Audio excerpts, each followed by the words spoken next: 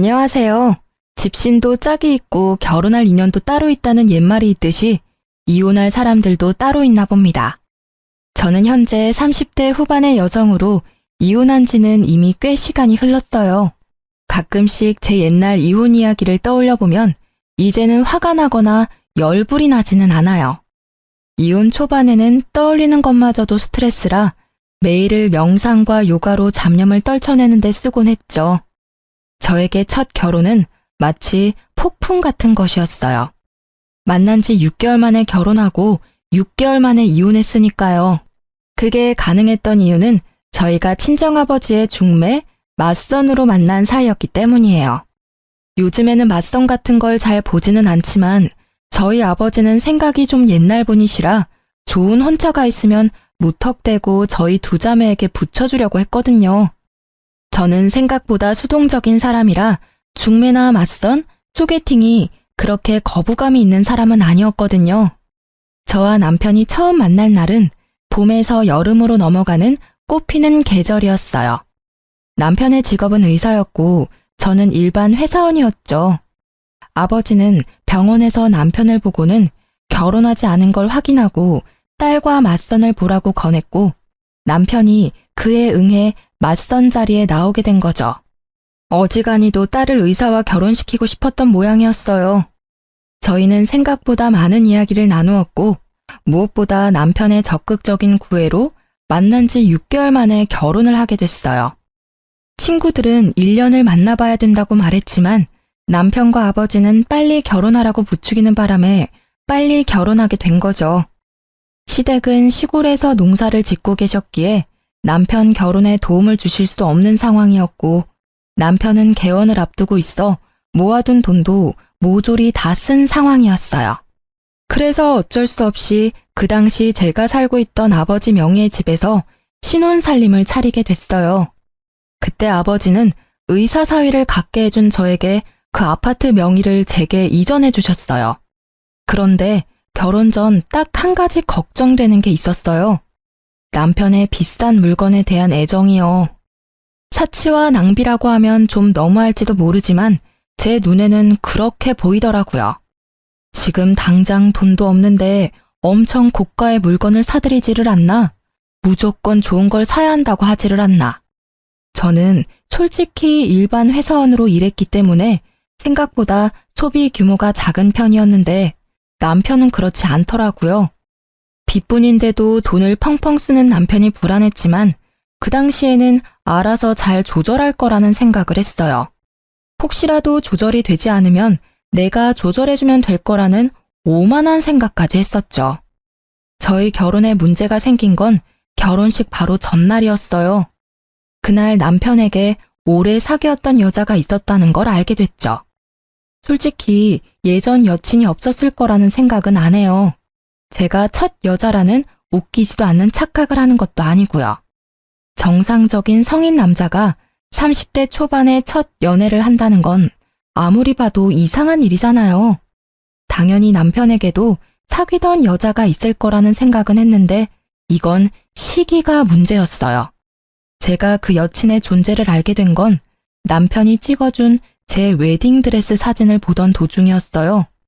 제게 폰을 맡기고 화장실을 가는 남편을 보며 저는 신나게 제가 입었던 드레스를 보고 있었어요. 그런데 손가락을 잘못 누르는 바람에 사진 휴지통으로 들어가게 되고 그 휴지통 안에 웬 젊은 여자의 셀카 사진이 있는 걸 발견했어요. 보통 휴지통은 30일 전 사진까지 저장이 되고 이후 순차적으로 삭제가 되는데 이 사진이 휴지통 안에 있다는 건 요 한 달간 만나서 사진을 찍었다는 게 되잖아요. 게다가 그 사진첩 안에는 둘이서 팔짱을 낀 사진이나 배경으로 유명 여행지가 찍힌 사진이 많았어요. 아무리 봐도 최근이라는 생각이 들어 남편이 오자마자 그 사진을 들이밀며 말했어요. 이 여자 누구야? 설마 바람핀 건 아니지? 팔짱도 끼고 여행도 같이 간 것 보니까 보통 사이는 아닌 것 같아서 묻는 거야. 진짜 다른 여자 만난 거야? 나랑 사귀면서? 아니야. 그런 오해할까봐 내가 걱정하긴 했는데 이 여자는 예전에 사귀던 여자애야. 헤어진 지는 벌써 오래됐고. 나 당신이랑 사귀면서 이 여자랑 관계도 정리했어. 그런데 왜 사진이 최근 거냐고. 사귀지도 않는데 팔짱 끼고 놀러가고 그래? 헤어졌다면서 웃는 얼굴로 사진도 찍고? 아니야. 내가 결혼한다고 했더니 마지막으로 한 번만 함께 여행 가달라고 해서 같이 가준 거야. 그것도 친구로서 부탁하는 거라고 하는데 어떻게 그걸 못 간다고 할 수 있어? 게다가 얘랑 6개월 전에 헤어져서 그동안 한 번도 만나지 않다가 청첩장 주려고 연락한 거야. 혹시 안 나가면 나쁜 짓 할까봐 같이 여행 가준 거고. 정말 맹세코 나한테는 당신뿐이거든. 그런 오해받는 것도 정말로 마음의 상처라고. 그럼 사진은 왜 남겨둔 거야? 삭제하고 지워버리면 끝인데 왜 내가 이걸 보도록 만들었냐고. 정말로 신경을 안 써서 그랬어. 나도 어제 부랴부랴 사진 확인하고 버렸거든. 내가 진짜로 이 여자랑 사귀고 있었으면 그런 사진을 남겨둘 리 없잖아. 정말로 떳떳하지 못한 여행이었으면 사진을 내 폰으로 찍었을 리 있겠어? 그제야 저희의 짧았던 만남이 실감됐어요. 이래서 친구들이 길게 만나보라고 한 거였구나. 그런데 지금 당장 파혼하기도 어려운 일이었거든요. 일단 친정에서 특히 아버지의 의사 사위에 대한 자랑스러움이 워낙 컸거든요. 온 동네방네 돌아다니며 소문을 다 내셔서 지금 파혼을 결정하면 아버지 얼굴에 먹칠을 할 것 같았어요. 그리고 사진을 유심히 보니 사진 속 옷이 제가 남편을 만나기 전에 초봄인 것처럼 보였어요. 그래서 최대한 단순하고 편하게 생각하기로 했어요. 이제 곧 결혼할 남자를 의심하는 건 좀 아닌 것 같다고요. 사진을 간직했다면 모를까. 사진을 삭제까지 한 남자가 설마 바람을 피고 있을까 하는 생각으로요. 다만 남편에게는 단단히 일러두기로 했어요. 있지, 나는 다른 건 다 용서해도 바람은 절대로 용서 안 해. 남자의 바람은 나한테는 이혼 1순위거든. 나는 내 사람을 남과 나누고 싶은 마음도 없어. 그러니까 당신은 절대로 외도 생각하지 마. 만약 그렇다면 나는 무조건 이혼할 거야. 아버지가 뭐라고 하든. 그럼 당연하지. 나도 바람 피는 사람은 싫어. 그런 더러운 짓을 하는 사람을 믿을 수가 없잖아. 평생의 반려를 배신하는 행동은 절대 안 할 거니까 꼭 믿어줘. 나한테는 정말로 당신뿐이거든. 전 여친한테도 벌써 말했어. 호호 할아버지가 돼도 나는 우리 와이프뿐이라고. 저는 그 말에 남편을 믿기로 했어요. 물론 마음의 의심은 좀 남아있었지만 남편은 무척 세심하게 저를 챙겨줬거든요.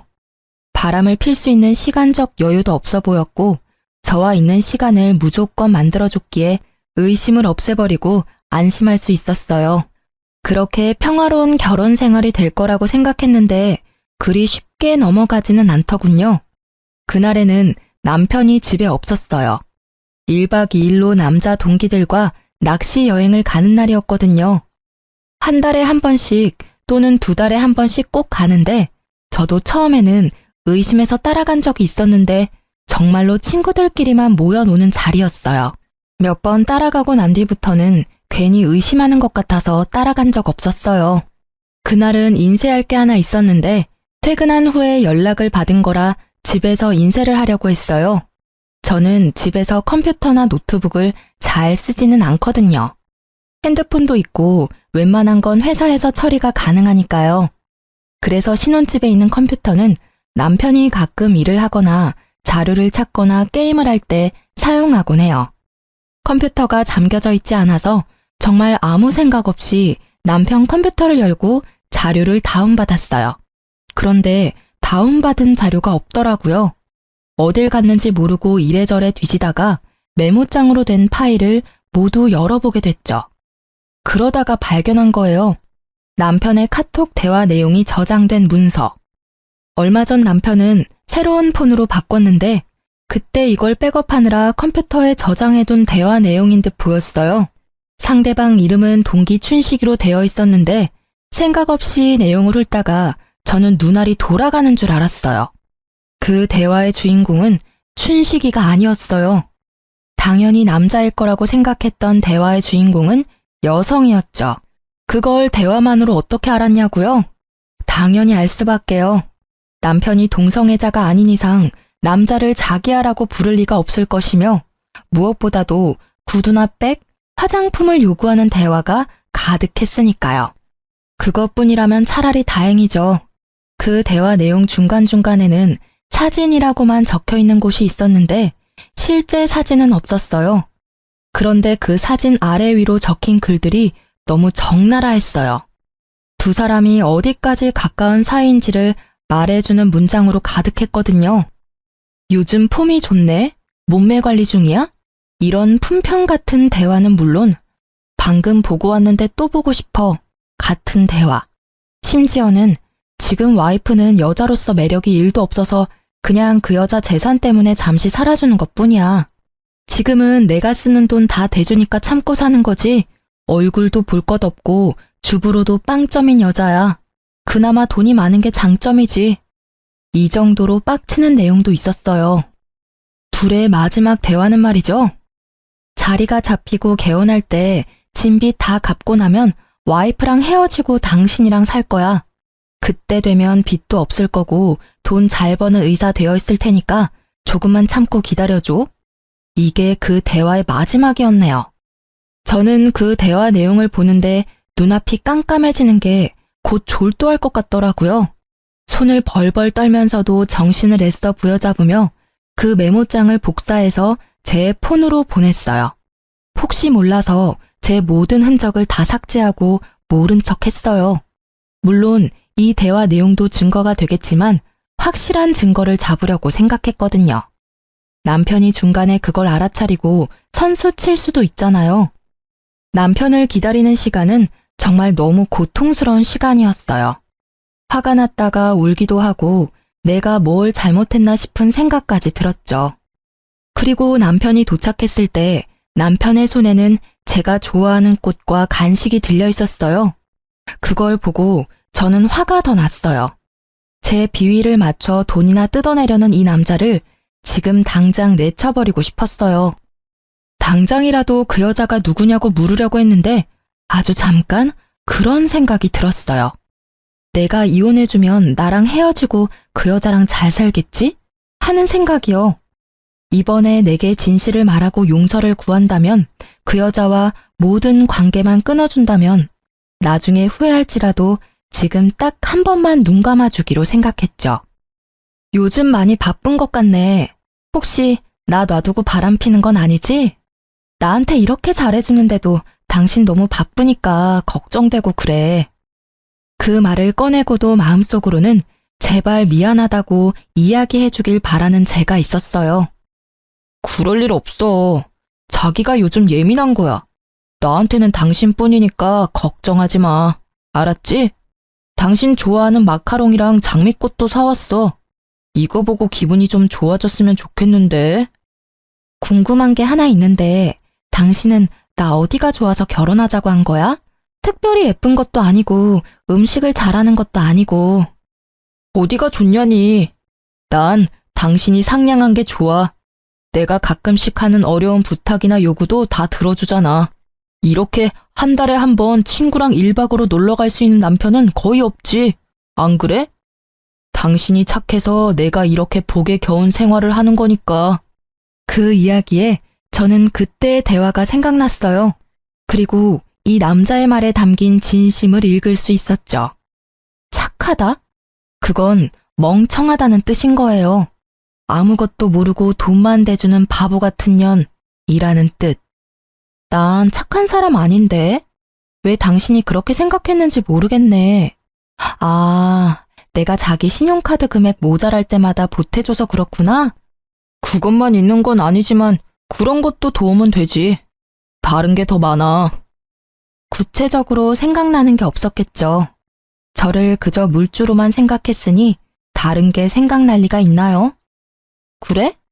그렇다면 다행이고. 내가 주는 애정은 나중에 다 돌려받을 테니까. 응? 그게 무슨 소리야? 내가 자기한테 빌려준 돈들 어차피 자기가 돈 많이 벌면 나한테 갚아줄 거잖아. 안 그래? 솔직히 우리 집은 아버지가 돈이 좀 있어서 그렇지. 나 자체는 가진 게 크게 없잖아. 그러니까 나도 의사 남편 덕 좀 보겠다는 거지. 아, 그건 걱정 마. 그때가 되면 다 알아서 해줄게.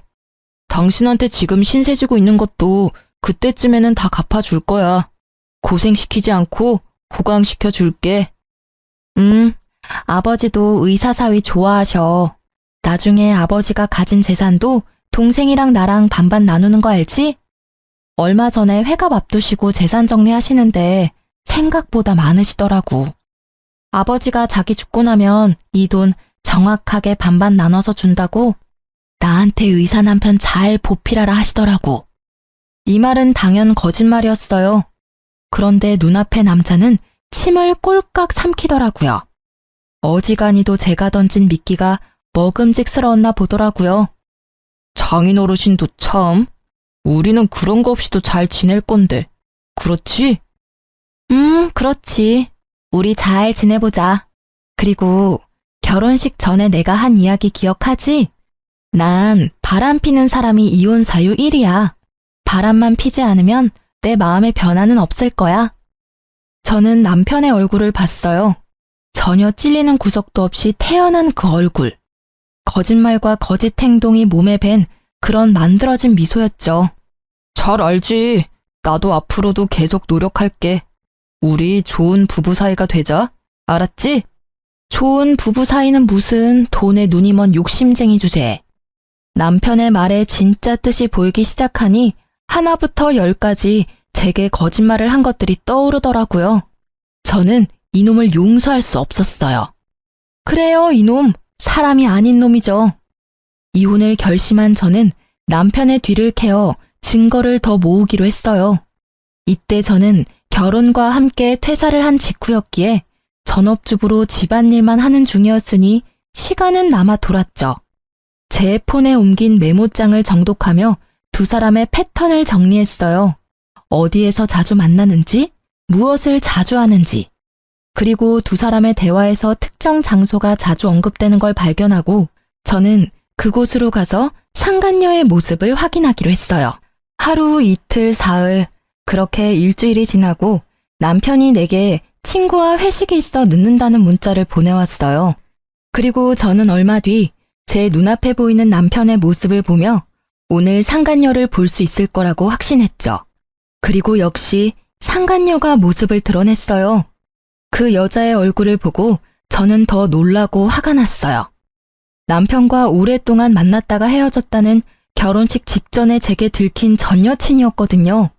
소리라도 지르며 당장 뛰어가고 싶은 것을 꾹 참았어요. 참을수록 복수는 속이 시원하겠죠. 지금 당장은 바람난 남편 뒤나캐는 못난 여자처럼 보일 테니까요. 죽어도 그렇게 보여주기 싫었어요. 잘못은 남편 놈과 저 상간녀가 했는데 말이죠. 저는 그 뒤로도 그 여자의 뒤를 캐기 시작했어요.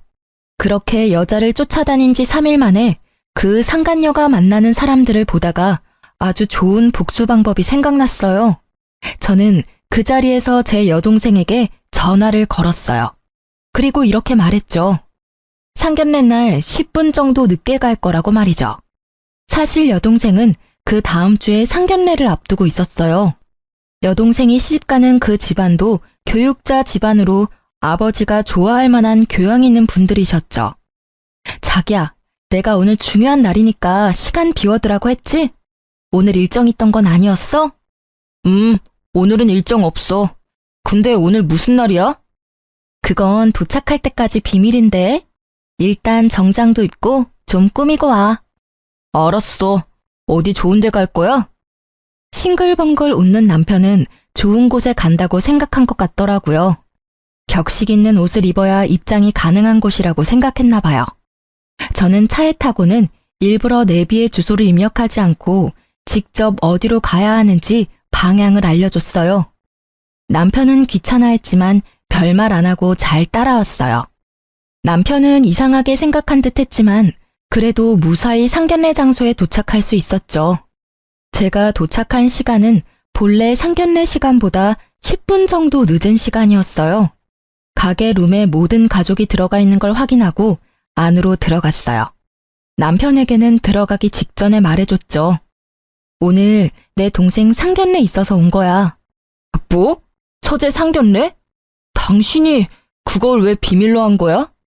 하고 애써 웃는 남편의 모습이 뭔가 찝찝해 보이더라고요. 아무래도 상간녀가 이번 주 상견례 있다고 이야기한 모양이더라고요. 이럴까봐 미리 이야기 안 한 건데 이때는 정말 다행이라고 생각했어요. 주인공이 다 모이지 않으면 안 되잖아요. 저와 남편이 들어가자 사돈 될 사람들 가족이 앉아 있더라고요. 그리고 그 자리에 상간녀도 앉아 있었죠. 제 여동생의 예비 신우였던 상간녀가 이내 제 남편을 발견하고는 얼굴에 핏기가 사라졌더라고요. 저는 제 옆에 선 남편을 보았어요. 남편 역시 무척 경직된 얼굴로 표정을 숨기지 못하더라고요. 여동생이 자리를 정해줬는데 하필 상간녀 바로 앞자리가 남편 자리더라고요. 서로 눈도 못 마주치고 삐걱대는 모습이 제 눈에는 얼마나 잘 보이던지. 이쪽은 저희 언니예요. 그리고 그 옆에 있는 사람이 저희 형부예요. 동생이 저희를 소개해주고 나서 저는 인사를 드렸죠. 그쪽 부모님께 공손히 인사한 후 저는 상간녀의 얼굴을 일부러 빤히 쳐다봤어요. 상간녀도 이상하다는 생각이 들었는지 제 눈을 피하더라고요. 안녕하세요. 근데 그쪽 여동생분은 제가 어디서 뵌 것 같은데. 저는 모르겠는데요. 아마 다른 사람과 착각하신 것 아닐까요? 상간녀는 재빠르게 모른다며 제 말을 끊어내더라고요. 저는 웃으며 답했어요. 저도 직접 뵌 적은 없어요. 그런데 사진으로 한번 본 적은 있네요. 몇 개월 전에 본 거라 긴가민가 하긴 한데 아마 제가 생각하는 그분이 맞는 것 같아요. 혹시 제 말이 계속 이어지자 갑자기 남편이 저를 잡아 끌더라고요. 여보, 나 차에 뭘 놔두고 와서 가져와야 될 것 같아. 잠시만 밖에 같이 나가줘. 혼자서 들고 오기 힘들어서. 지금 나가는 건 너무 예의 없는 행동이지. 적어도 식사 다 하고 나가는 길에 가져오면 또 몰라도. 그리고 차에 아무것도 없던데 뭘 가져와? 당신 오늘따라 이상하게 왜 이렇게 안절부절 못해? 아니야. 누가 안절부절 못한다고 그래. 진짜로 일이 있어서 그래. 그래? 그럼 잠시만 있어봐. 저는 저를 끌어당기는 남편을 잠시 멈추고 일어서서 여동생의 사돈어른을 향해 공손히 말씀드렸어요. 사돈어르신, 초면에 이런 말씀 드리는 것도 죄송하긴 한데 그래도 축하는 드려야 할 것 같아서요. 조만간 의사사위 생길 수도 있으시겠네요. 제 말에 사돈댁 두 분이 의아한 표정으로 저를 보더라고요. 남편과 상간녀 얼굴은 아주 망가졌고요. 그게 무슨 소리예요?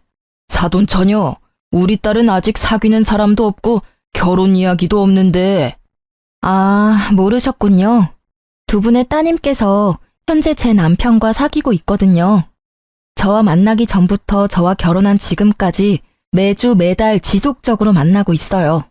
게다가 이 남자는 저와 헤어지고 그쪽 따님과 결혼하고 싶다네요. 의자가 뒤로 넘어지는 소리가 들리고 저희 아버지의 고함 소리가 들렸어요. 대체 그게 무슨 소리야? 최서방이 뭐를 어째? 양가 부모님이 모두 놀랐지만 저희 친정아버지는 곧 숨이 넘어갈 만큼 놀라고 말았죠. 그리고 그런 아버지의 모습을 보더니 남편이 재빠르게 무릎 꿇고선 제게 애절하게 말하더라고요. 당신이 무조건 오해하고 있는 거야. 어디서 뭘 듣고 왔는지 모르겠지만 이런 좋은 자리에서 꺼낼 이야기는 아닌 것 같아. 응? 제발 부탁인데 우리 나가서 이야기하자. 조용한 데서 오해 좀 풀자고.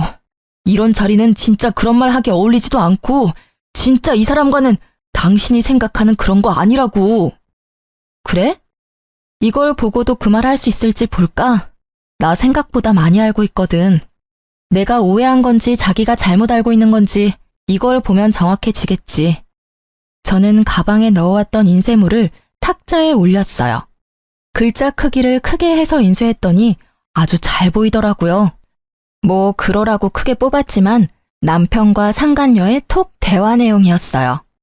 불륜을 정확히 특정하는 문장만 뽑아서 인쇄했죠.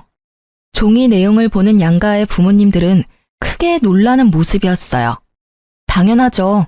서로의 관계를 뚜렷이 보여주는 그 대화 내용에 두 사람의 관계를 짐작하기 쉬웠으니까요. 그리고 상간녀는 그 인쇄물들을 부랴부랴 숨기려고 열심히 주었지만 제가 한 장만 뽑아온 게 아니었거든요. 허공에 수십 장을 뿌려주니 그걸 회수하려는 생각은 못 하더라고요. 다만 얼굴이 일그러진 채 저를 노려보고 있었을 뿐이죠. 그리고 또 한 명, 일그러진 얼굴의 사돈 어르신이 손에 든 종이가 부들부들 떨리도록 떨고 있었어요. 아니, 여보게, 분명히 뭔가 착오가 있을 거야. 이름도 춘식이로 되어 있고, 그니까 이건 내 딸이 아닐 거야. 착한 내 딸이 불륜을 저질렀을 리가 없어. 사돈 어르신이 당황한 말투로 저에게 뭔가 잘못됐다며 말했어요. 필사적으로 딸을 변호하려 애쓰시더라고요. 그건 당연한 일이죠. 아버지가 딸을 변호하는 건. 그래서 좀 더 정확하게 알 수 있도록 말해드렸어요. 그게 궁금하신가요? 불륜을 하면서 당당하게 여자 이름을 저장하는 사람이 있을 리가 없죠. 이름은 가명일 겁니다. 그렇지만 의문을 가지는 건 당연하세요. 그러니까 아가씨, 폰 좀 빌려주실래요? 당신 전화기로 우리 남편한테 전화하면 분명 대학 동기 춘식이라고 뜰 텐데. 제가 번호를 알려드릴게요. 010. 제가 남편의 전화번호를 읊는 도중에도 상간녀는 절대로 자기 폰을 들지 않았어요. 오히려 다른 사람이 더 흥분해서 말했죠. 뭐하고 있어? 빨리 전화해봐. 너 설마 진짜로 불륜을 저지른 거야? 유부남이랑 사귄 거냐고. 번듯하고 멀쩡한 오빠 밑에 이런 여우 같은 여동생이 있다니. 애가 달아서 난리가 났더라고요. 그리고 그런 상간녀의 모습에 불륜을 확신하신 아버지는 털썩 주저앉고 말았어요. 이게 다 뭔 일이냐. 설마 최서방이 이런 짓을 저지를 줄이야. 내가 바라던 사위가 내 딸한테. 아버지, 의사 남편 두신 거 자랑스러워 하셨잖아요. 그런데 전 이제 이런 남편 필요 없어요. 머리만 좋으면 뭐해요? 그 좋은 머리를 몰래 바람 피는 데나 활용하는데. 여보, 미안해. 다 내가 잘못했어. 그치만 이혼만은 안 돼. 그러니까 제발 부탁이야. 내가 뭐든 할 테니까 제발 이혼한다고는 말하지 마. 내가 다 설명할게. 하나부터 열까지 당신이 충분히 이해할 수 있도록 내가 설명할 테니까 제발 밖에 나가서 이야기해. 남편은 그 자리에 무릎을 꿇으며 제게 매달리더라고요. 미안한데 나는 당신 ATM기가 아니거든? 그러니까 오늘부로 내 집에서 당장 나가. 사실 그 톡 대화 내용 나 다 봤어. 당신이 폰 바꾸기 전에 백업해둔 예전 내용까지 싹 다. 이런 대화를 보고 제정신으로 당신이랑 계속 만날 수 있겠어? 돈 때문에 결혼했다는데 내가 왜 당신이랑 같이 있어야 하는데? 어차피 나랑 이혼할 생각이었다면서. 생각한 것보다 더 일찍 헤어져 준다니까? 그 후에 둘이서 콩을 볶든 깨를 볶든 행복하게 잘 살면 되잖아. 왜 결혼 도중에 사람을 바보 만드냐고. 6개월 만에 결혼하자고 졸라서 할 만큼 우리 집 돈이 탐났어? 그런데 어쩌지? 나는 이제 더 이상 그 돈 못 주는데. 다른 데서 알아봐 이제. 아니야, 진짜 오해야. 그 뒤로 우리 진짜 만난 적 없고 나는 당신뿐이라고. 당신 없으면 나는 안 돼. 나 진짜로 당신 돈 때문에 만난 거 아니야. 그냥 그건 헛소리가 나온 거고. 그래, 술 취해서 그랬나 봐. 나는 기억도 안 난다고. 나 진짜 이혼 못해. 왜? 얼굴도 못생겼고 주부로도 못 쓰는 여자가 뭐가 중요해서.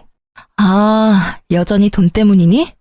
그렇다면 이제는 저 여자한테 달라고 하면 되잖아. 왜 나한테 달라고 그래? 그리고 분명히 말하는데 내가 내 돈은 다 돌려받을 거야. 위자료는 물론 상간녀 소송도 걸 거야. 위자료 싹 다 받아먹을 거고 내가 당신한테 사준 것들은 고스란히 놔두고 가야 될 거야. 가져가고 싶으면 돈 내고 가져가던가. 저는 매달리는 남편을 뿌리치고 상간녀를 보고 말했어요. 그리고 잘 들으셨죠? 당신한테도 소송 걸 테니까 그렇게 알고 있어요. 이렇게 좋은 자리에서 소송 이야기해서 좀 그렇지만 결혼은 집안끼리의 결속이잖아요. 언니 남편과 불륜을 저지른 상간녀가 시누이라니 그게 무슨 막장 드라마냐고요. 동생에게는 정말 미안해서 얼굴을 못 들겠네요. 잘못은 저 두년놈이 저질렀는데 왜 저와 제 동생, 가족들이 고통받아야 하는지 모르겠어요. 동생에게 처음 이 이야기를 했을 때 동생은 과하게 충격받았어요. 그렇지만 신우이로 그 상간녀를 대해야 한다는 걸 알고는 이 결혼에 대해 다시 생각해 보기로 했어요. 애초에 그 남자도 아버지의 중매로 알게 된 사람이었거든요. 저도 오빠 결혼은 다시 생각해 볼게요. 교육자 집안이라고 해서 다들 훌륭한 분들이라고 생각했는데 상간녀를 신우이로 모셔야 하는 상황이라면 누구라도 싫지 않을까요? 그것도 언니의 가족을 깬 장본인인데.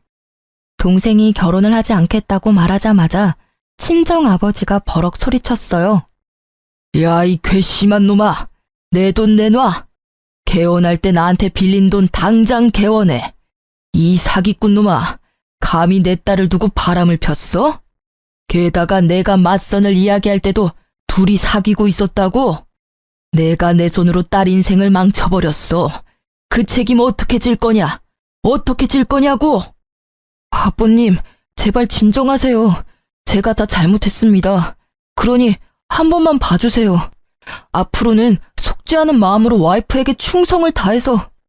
말이나 못하면 밉지는 않지. 너 같으면 진정하게 생겼냐?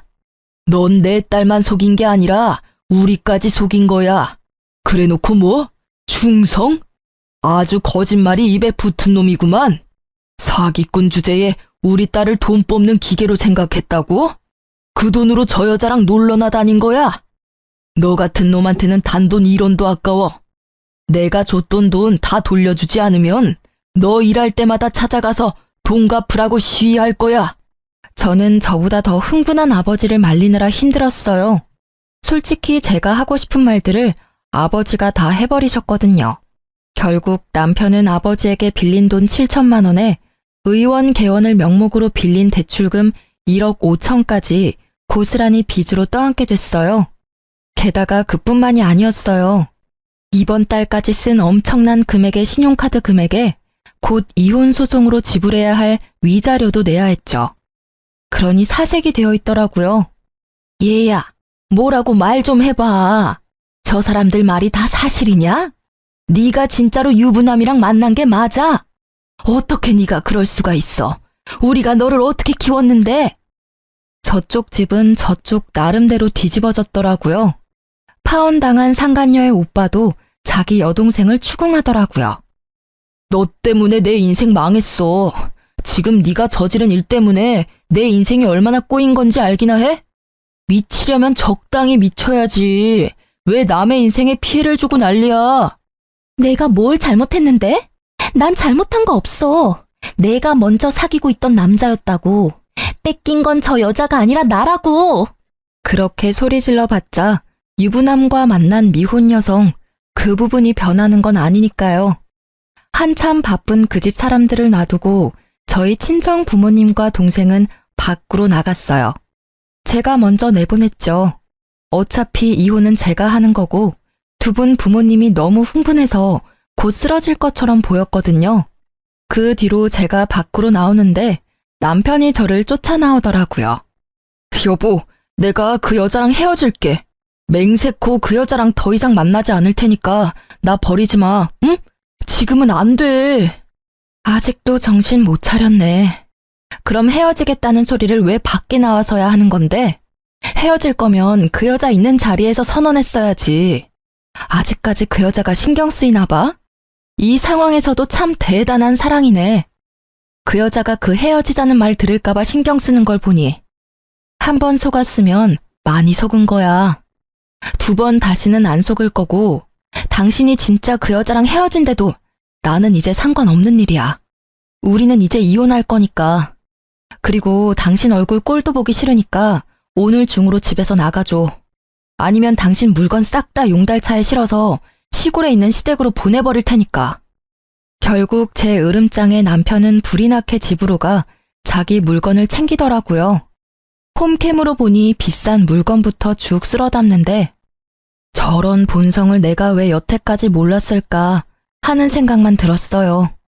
그리고 이후 전 남편은 연락이 없었어요.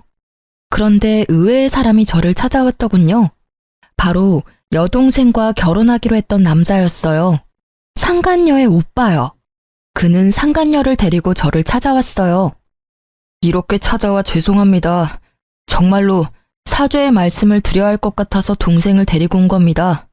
집안에 분란을 일으키게 돼서 죄송하게 생각합니다. 아, 뭐해? 빨리 사과드려. 우습게도 상간녀의 오빠와는 달리 상간녀는 상당히 삐딱한 모습이었어요. 왜 내가 사과해야 해? 그 남자는 내 남자였어. 이 여자가 나중에 와서 내 남자를 돈으로 꼬신 거라고. 게다가 이 여자는 돈만 보고 결혼한 물주였거든? 나만 사랑한다고 했으니 나한테서 남자를 뺏어간 건 이 여자지. 그리고 사과할 마음이 하나도 없어 보였죠. 저는 그 모습이 오히려 웃겼어요. 두 분 여기 왜 오신 건지는 모르겠지만 저는 이제 아무렇지 않아요. 저희는 이혼하기로 했으니까 당신은 제 전 남편과 잘 만나시면 될 것 같네요. 그런데 그 남자 지금 한 푼도 없어요. 말 그대로 빈털털이죠. 저한테 다 털린 데다가 이번에 위자료도 내야 하거든요. 뭐 제가 불륜 피해자들 이야기를 들어보니 남편이 바람을 피면 상간녀 소송비를 남편이 대주기도 한다는데 그럴 돈은 없을 거예요. 그럴 돈 있으면 저희 아버지한테 빚부터 갚아야 할 테니까요. 상관없어. 어차피 자기 병원 가진 의사라 그 정도 돈쯤 금방 벌거든? 그러니까 오빠, 왜 날 여기로 데려와서 사람 짜증나게 하는 건데? 아빠도 그래. 의사 사위 두는 걸 남들이 얼마나 부러워하는데 칭찬은 못 해줄 망정. 그렇죠. 의사 돈 많이 벌어요. 그런데 그 사람 개원하느라 은행에서 1억 5천 빌렸고요. 저희 아버지한테는 7천만 원을 빌렸고 저한테도 2천 정도 더 빌렸어요. 그리고 유책 배우자라서 위자료도 상당히 나올 거고. 그 빚 청산하려면 1년 안에 결혼은 좀 힘들지 않을까요? 집을 팔면 되잖아. 그 남자 집이 평수도 넓고 꽤 노른자 땅에 있어서 돈이 된다고. 아, 그 집이요? 그 집을 자기 집이라고 했나 봐요? 그런데 어쩌죠? 그건 제 아버지 거였고 지금은 제 명의로 되어 있거든요. 결혼 전부터 아버지 명의였으니 그건 재산 분할에 들어가지는 않을 거예요. 그리고 아실지는 모르겠는데 그 남자 씀씀이가 좀 해퍼요. 이제까지는 제가 신용카드 값을 많이 메워줬는데 지금부터는 당신이 그 일을 해주셔야겠네요. 저번 달 건 카드빚이 거의 2천만 원이던데. 뭐 사랑한다면 그 정도 돈쯤 내줄 수 있죠. 안 그래요? 제 말이 계속될수록 상간녀의 얼굴은 하얗게 질려가기 시작했고 결국 마지막에는 그렇게 제잘거리던 입에서 아무 말도 나오지 않더라고요. 그리고 상간녀 오빠는 그 와중에 저에게 어필하더라고요. 이 못난이는 제가 교육을 잘 시킬게요. 그러니까 제발 제 결혼을 어떻게든 되돌려줬으면 좋겠어요. 솔직히 저는 아무 문제가 없는데 동생 때문에 이렇게 된 게 너무 억울하잖아요. 그쪽 말씀도 이해는 가요. 그치만 저희 아버지가 워낙 지금 이 사태에 분노를 하셔서요. 상간녀 당신이 호적파이고 남이 되지 않는 이상 제 여동생과의 결혼은 아마 불가능할 거예요. 남이 되더라도 이미 서로 간에 안 좋은 이미지만 쌓여서 그쪽 부모님들도 저희와 다시 연을 맺고 싶지 않으실 거예요. 저는 상간녀의 오빠에게 그렇게 말해줄 수밖에 없었어요. 이 남자가 제 여동생을 더 많이 좋아한 듯 보였어요. 그치만 어쩌겠어요? 가족을 잘 만나는 것도 복인데. 저는 헬쓱한 얼굴의 상간녀에게 아주 친절하게 말해줬어요. 상간녀님, 참 좋으시겠어요? 그렇게 사랑에 맞지 않는 남자와 다시 결혼할 수 있는 기회가 생겼잖아요. 그치만 그 사람에게 빚이 많으니까 그 빚 다 갚을 때까지 힘들게 살다가 결혼하시면 될 것 같네요. 근데 또 모르죠? 저처럼 돈 뽑아주는 기계 노릇만 하다가 돈 다 갚고 버려질지. 그건 그때 가봐야 아는 거니까 지금을 즐기세요. 이제 그 남자 솔로거든요. 뭘 해도 법에 걸리지 않잖아요. 그쵸?